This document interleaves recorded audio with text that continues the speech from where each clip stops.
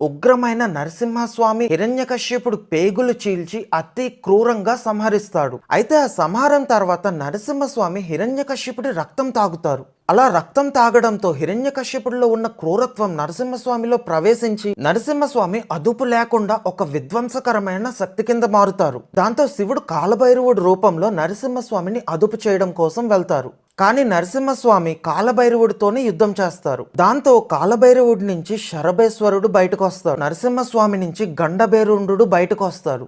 2 తలలు కలిగిన పక్షి రూపంలో ఈ శరభేశ్వరుడు పైన దాడి చేస్తారు.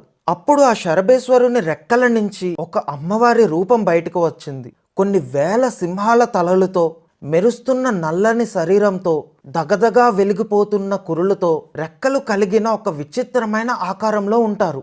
ఈ అమ్మవారే ప్రత్యంగిరాదేవి. అలా అవతరించిన ప్రత్యంగిరాదేవి గండభేరుండుని అదుపు చేసి శాంతపరుస్తుంది.